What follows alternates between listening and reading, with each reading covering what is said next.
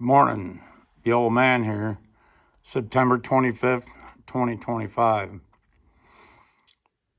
As usual, what I want to talk about today is gold and silver, but in this case, as money. Gold and silver is money, and that's what so many people can't get their head wrapped around. They might think it's an investment where eventually it's going to hit a peak and it's going to crash. Well, in the past, the powers that be have been able to do that, been able to, it gets away from them. It makes a really fast, hard peak, and then it crashes. They manage to manipulate it to crash. But this time, I don't think they can do that. One of the reasons I say that is that this is a global thing. It's not an isolated thing.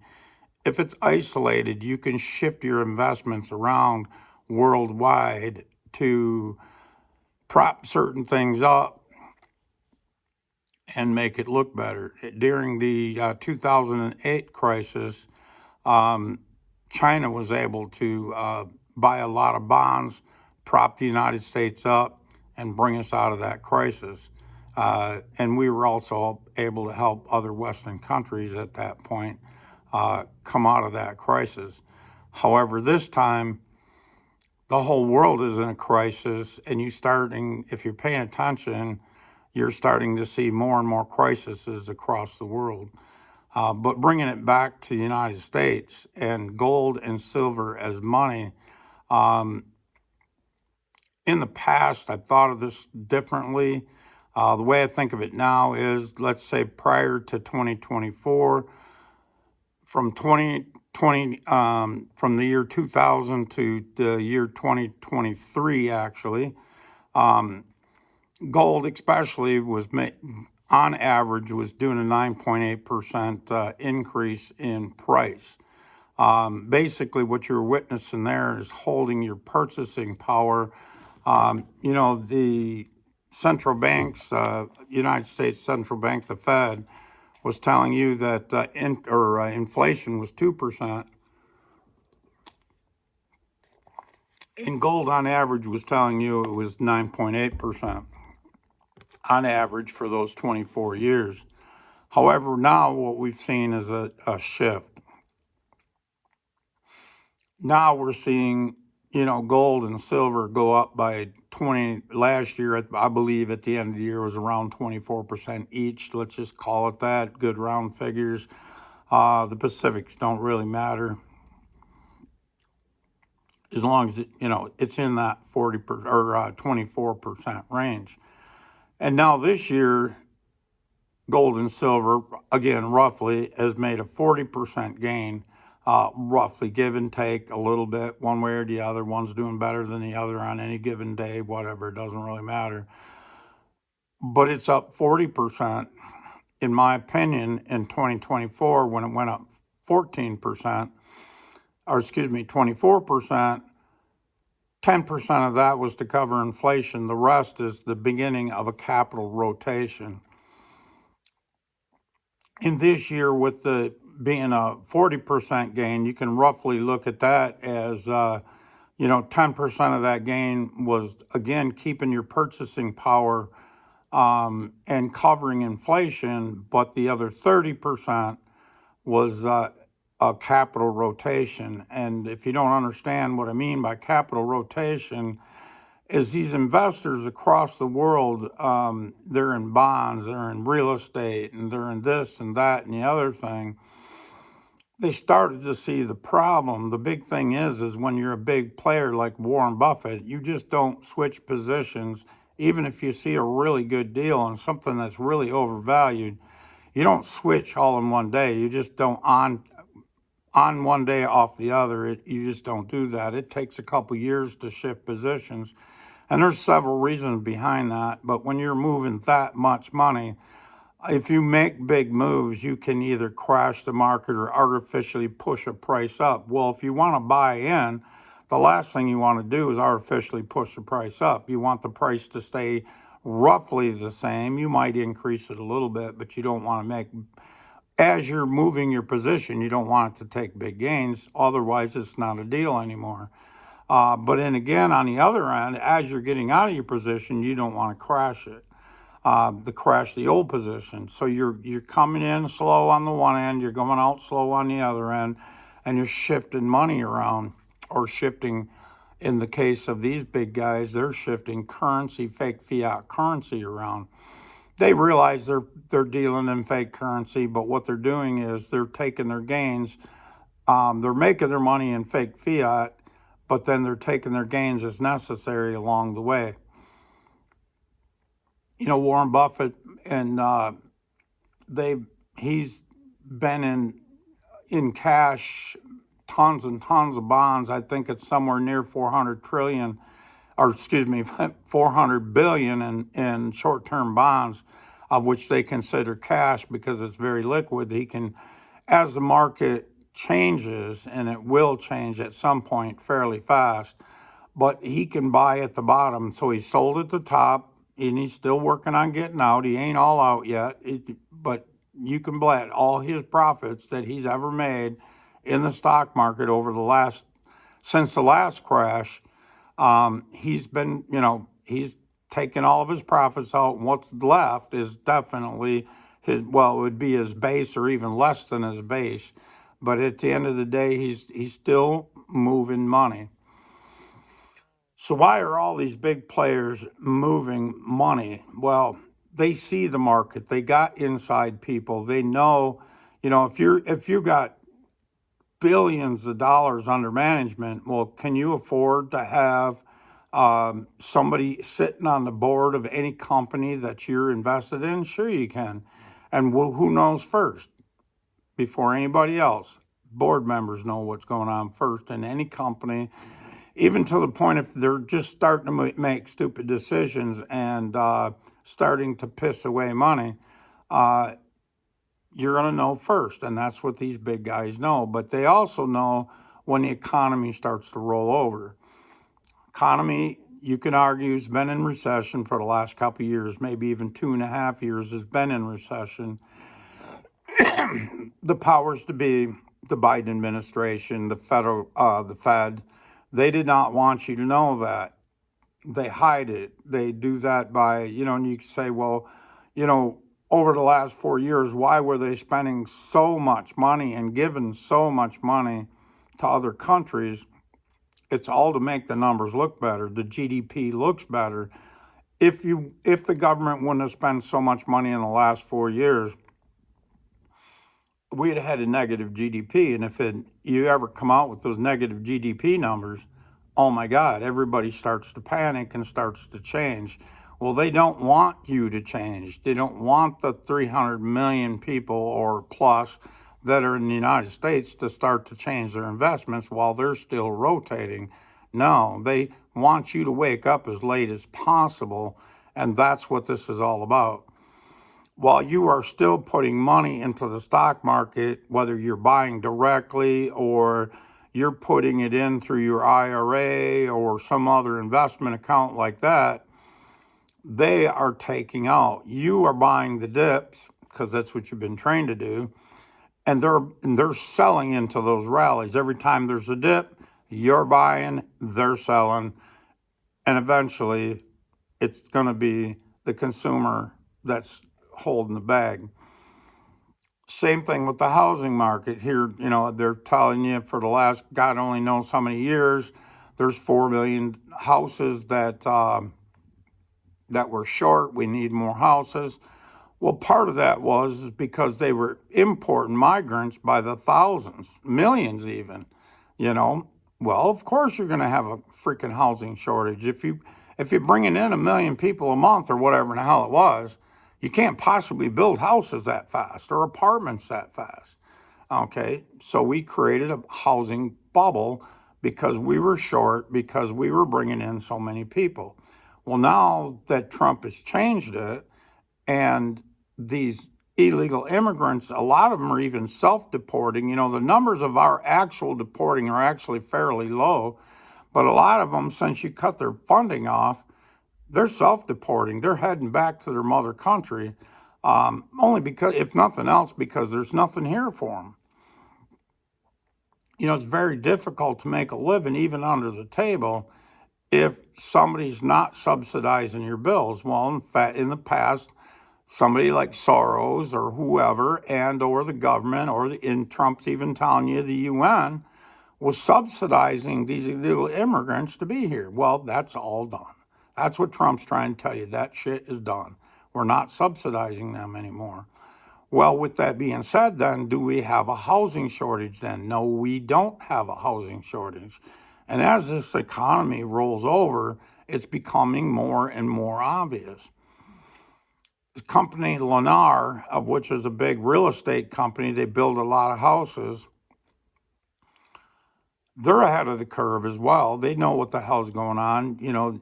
Zillow can blow smoke up your ass, but Zillow ain't blowing the smoke up Lennar's ass. They got their fingers on the pulse of the economy, and they know what's going on. In the beginning, what they were doing is, instead of lowering the prices, of which would make it if they just sold a house, and they just sold a house for $550,000, and they lowered their prices to, let's say, $500,000. That's going to piss off the last guy. But in some cases, depending on the way the contracts run, they could even be sued for the difference. So Lennar didn't want to do that. So what Lennar was doing was buying down the interest rate on the house. Let's say the best interest rate you get was 7. Well, they'd pay 2 of the 7. So that way your payment was something that you could manage. The problem was that was only a temporary gig. It'd be like for a year or 2 years, in some cases maybe 3 years, they were paying down your interest, or paying part of your interest. And after that, you got full on interest. Well, in the meantime, not only do you have full on interest, but insurance has gone up exponentially, taxes have gone up exponentially, and these people are going to start to lose their houses because they bought at the wrong time at too high of prices. Well, now Lennar can't even pull that one off anymore. They're losing they've got too many houses on their books, and the more they see the market is sliding, they know that this house they were asking $550 for, really, if you're lucky, you can sell it for $4. And in reality, if you want to really move it, you might have to sell it for $3.5.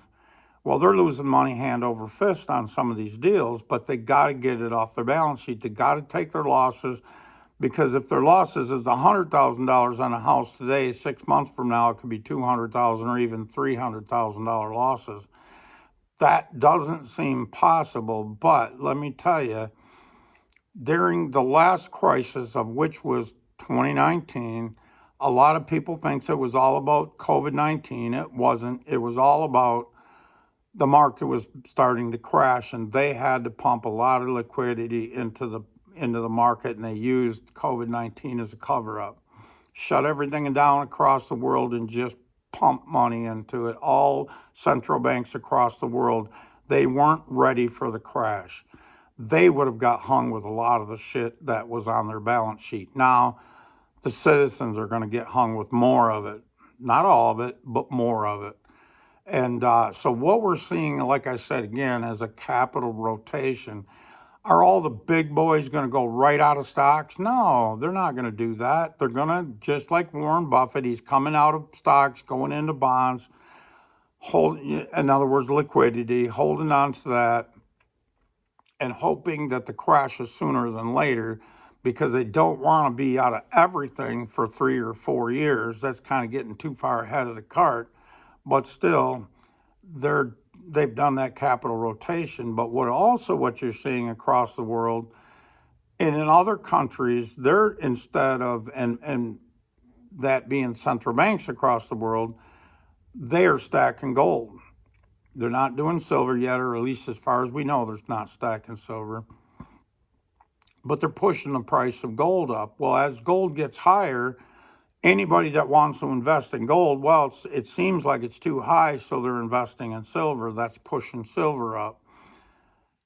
Not only that, you've got jewelry demand. You've got all kinds of demand: solar panel demand, EV demand, and all this other demand. And these companies, if they see the price of silver going up by 40% a year, they're starting to buy up silver and sitting on it in inventory, because if they don't have it, they're going to be out of business. And at some point, even your supply chain is going to break down as the demand gets higher and higher and higher.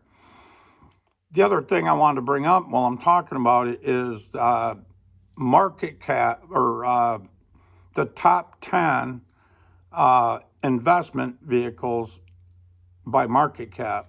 And let's go over them real quick, and you'll see just how things are starting to change, and it's the rotation. Like I said, I always thought all in, all out, but that's not the way the big boys think. The big boys think a lot more defined than I do. And what they're going to do is spread out their investments in safer and safer. As things get worse, they go to safer and safer investments. In other words, less counterparty risk. So as of right now, gold, I just got this off of Google and IA, minutes ago.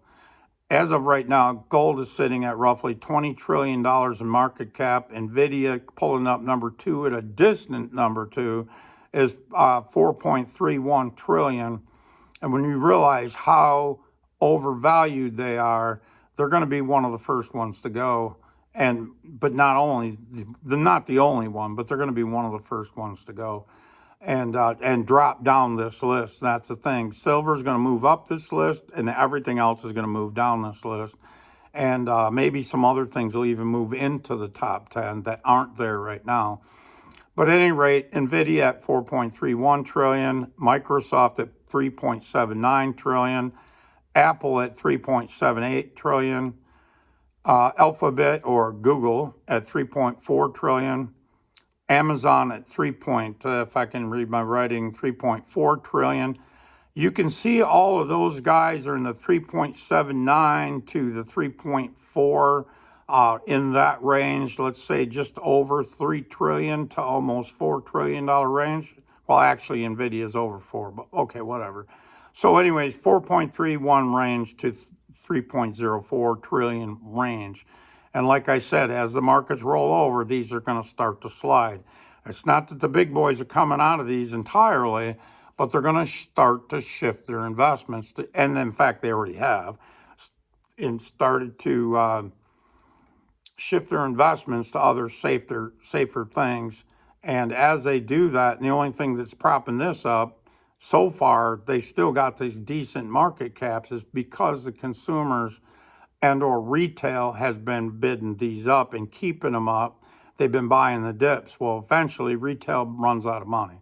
And when they run out of money, and one way to run out of money is you get laid off from your job, and now you start cashing in you have to cash in or some of your stocks just to pay your bills. Or the other side of that is, as you get laid off, you're not paying into your 401k anymore. That all comes out of the stock market. Well, it's not going into the stock market like it was. So that all draws back, and that's when it's revealed the true numbers and where things are really at. And by that time, the big boys are already pretty much out of their positions and getting out faster. As the market starts to slide, now they will move out faster than before, again, leaving retail going, what the hell is going on? And the big boys know what's going on, so they're going to pull out fast, and they don't care what the market does at that point. When you're getting out fast, you get what you can when you can. But at any rate, you're going to see these start to shift. So that's the top 5. In sixth place is silver at 1.5 trillion. And Bitcoin, I know I wrote the number down wrong, but yeah, I wrote a number down wrong here somehow. But at any rate, number 6 is silver. Number 7 is Bitcoin, and Meta, Facebook is number 9. Number 9. And as of just a couple months ago, or over the last couple months, silver market cap has moved up above Bitcoin and Meta. They've fallen to, what would that be, 7th and 8th place, where silver at one point was at 9th place, and now Bitcoin and Meta are at 9th place. At any rate, it's shifting, and the reason it's shifting is the big boys are diversifying. They're changing their market cap, their portfolio, and where it's invested, and they're going to safer and safer positions, and that's going to leave retail stuck. Um, the biggest thing I can say about this is be aware of what's going on. The numbers have been so damn fake. Now even unemployment, and that is a big deal. Unemployment the numbers have been revised down to almost 1 million jobs over the course of March of 24 to March of 25. They've been right after they've already been revised. Every month has already been revised down a couple months after the numbers came out, and now even off of the revised numbers, now they did another 1 million jobs. In other words, they've been hiding the figures for you. The figures are finally coming out, and all the big boys are going, "Oh, I see why this is so stupid." Even the intermediate guys that maybe they don't have all the dope, but they know something's wrong, they start to see these numbers and they go, "Oh, now I see what the problem is. They've been hiding the numbers." Well, if they're lying to you about the job numbers, you know damn well they're lying about the inflation numbers. And if they're telling you inflation was 2, and they're thinking 4, well, what if it was really 6 or 7? So they've misallocated funds as well. And now that these numbers, you start to realize, or they start to realize, these numbers are skewed heavily, they start to speed up their investment changing. And that is what we're seeing in gold and silver. We're starting to see dollar moves in silver. Yeah, it pulls back 50, 60 cents. Last night it was up. Well, when I woke up this morning, it was up $1.10. And as of just before the video, it's up 60 cents. So it came back, what would that be, 50 cents? Come back 50 cents since this morning. But those are the kinds of moves you're going to see in silver.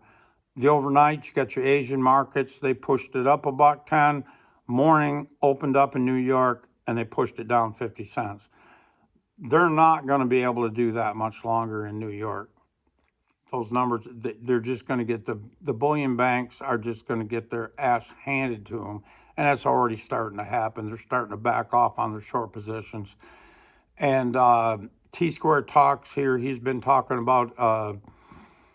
He's thinking right at the end of the third quarter here that we're going to see a pretty decent dip. If we do, he may be very well right. But if we do, it's going to be so short-lived, I don't even think you're going to be able to buy silver at that price, whatever it is. If we have a 10% drop or $4 an ounce, premiums will just go up $4. You're not going to be able to buy that because the coin shops are going to know, well, if it dropped 10% overnight, it's coming back in the next few days. Everybody is starting to capital rotation, and these guys know that. They've been doing this for forever and a day. They know what the deal is. I don't really think you're going to buy it at these better prices. The fact of the matter is, buy what you can when you can, and don't go over your skis in debt or anything, but buy what you can when you can.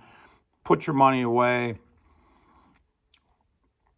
One other thing I want to cover quick today, and I've seen this. I think I mentioned it, not my last video, but the video before that or the one before that, is I was at the coin shop and I was buying 100 face of, excuse me, constitutional silver. And on my way in, I stopped to look at all the coins. You got to look at all the pretty shit, right? I mean, I got to buy it, but I like to look at it.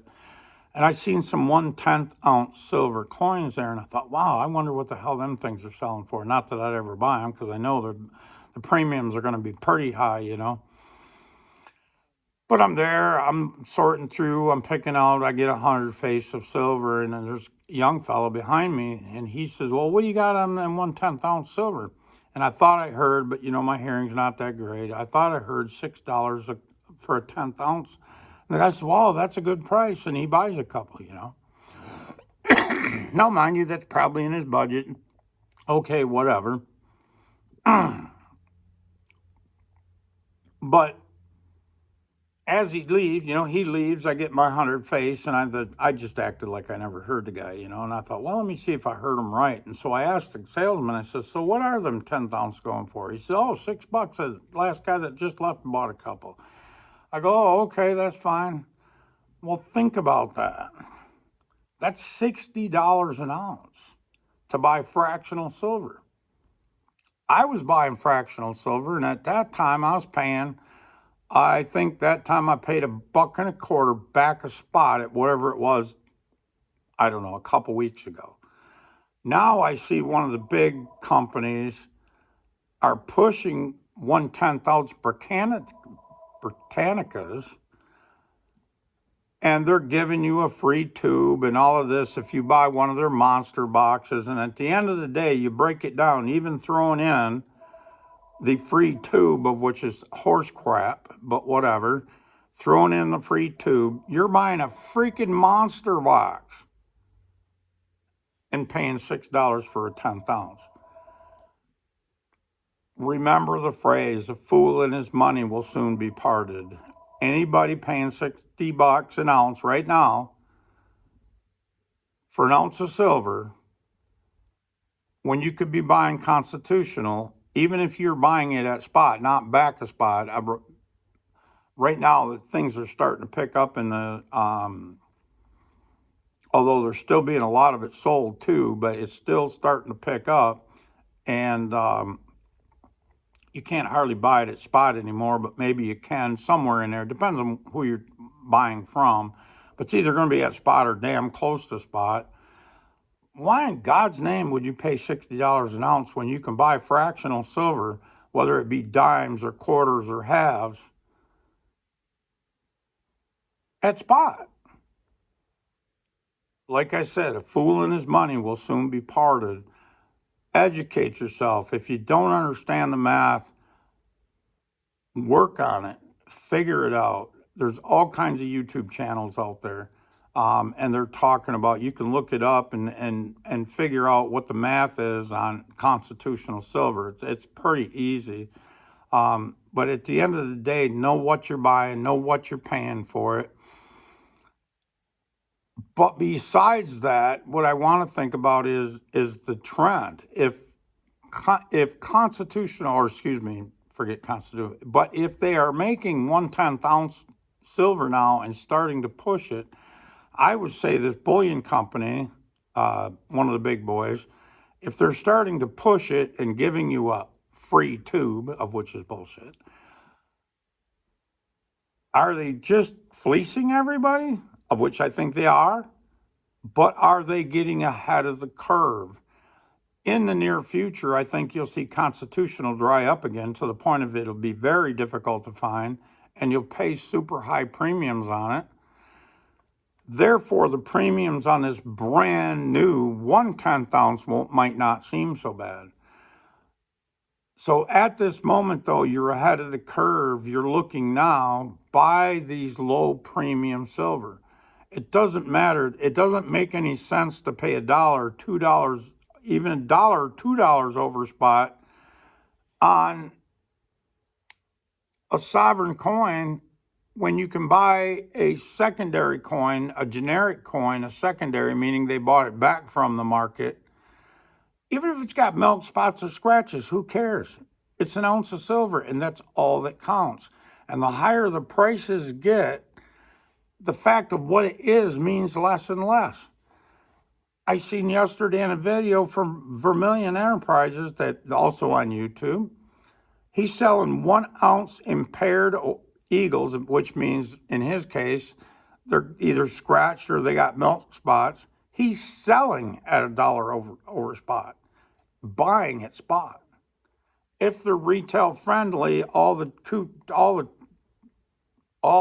coins in the tube are all the same date, and there's no milk spots or scratches, he's selling for $2 over spot. He's still only paying spot.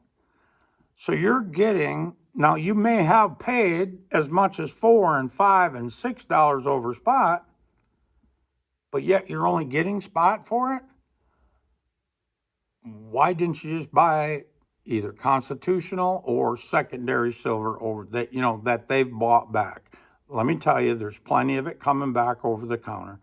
Most all of these, maybe not all, but most all of these dealers are buying they're buying as much silver as they're selling. So, but they're still not even having to order from their wholesalers. They're getting so much silver back in. They only order a little bit of new stuff just for the guy that can't stand it. He's got to have new. So they're ordering a little bit of new stuff, but very little new stuff. So, like I said, don't be the fool in the money, or a fool in his money that was parted. You make your profits on silver when you buy, and that doesn't seem to sound right. But if I'm buying at spot and you're paying $60 an ounce, or you're paying $60, let's say that's a $15 or $16 premium, and I'm paying no premium, I'm stacking a hell of a lot more silver for the same price than you are.